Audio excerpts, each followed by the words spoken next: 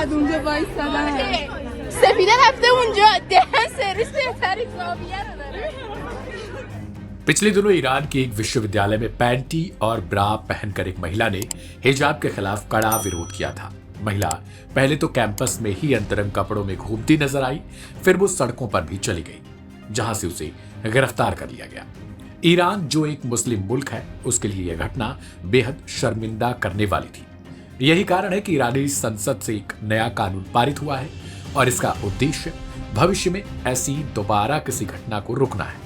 इस कानून में ऐसा करने वालों के खिलाफ किस दंड का प्रावधान है, जानेंगे इसे। राष्ट्रपति पेजेश्कियान ईरानी राष्ट्रपति बनने से पहले हिजाब को लेकर कड़े कानूनों की आलोचना करते थे, लेकिन अब उनके ही कार्यकाल में महिलाओं के हिजाब पहनने पर एक कड़ा कानून बना दिया गया है। ईरान ने इसे हिजाब और शुद्धता बिल का नाम दिया था।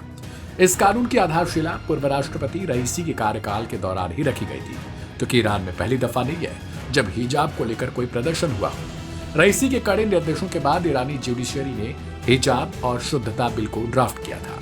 क्या है ईरान का हिजाब और शुद्धता कानून? सार्वजनिक स्थानों के साथ ही सोशल मीडिया प्लेटफॉर्म्स पर सही तरीके से हिजाब न पहनने या पूरी तरह से त्याग करने वाली महिलाओं पर नए कानून के तहत 20 महीने की सैलरी के बराबर जुर्माना लगाया जाएगा। यह जुर्माना 10 दिनों के अंदर अदा किया जाना चाहिए। तय समय में जुर्माना ना भरने पर उस महिला को कई तरीके की सरकारी सेवाओं जैसे पासपोर्ट रिन्यू या फिर इश्यू करना, ड्राइविंग लाइसेंस और एग्जिट परमिट जारी करने से वंचित कर दिया जाएगा। इस कानून को आगे और विस्तृत किया गया है। इनमें कपड़ा मंत्रालय के साथ ही विभिन्न संस्थानों के लिए भी प्रावधान है। इसके साथ ही विभिन्न संस्थानों को ऐसे प्रकरण में सीसीटीवी उपलब्ध करवाना होगा। ऐसा न करने पर मान्यता रद्द होगी। यह कानून उन वस्तुओं जैसे कपड़े, मूर्तियों और खिलौनों के डिजाइन या प्रचार को भी अपराध मानता है जो नग्नता या पर्दा न करने को प्रोत्साहित करते हैं। उद्योग व्यापार मंत्रालय को जिम्मेदारी मिली है कि वह कपड़ों के निर्माता और सप्लायर्स पर नजर रखें कि ऐसे कपड़े ना बने।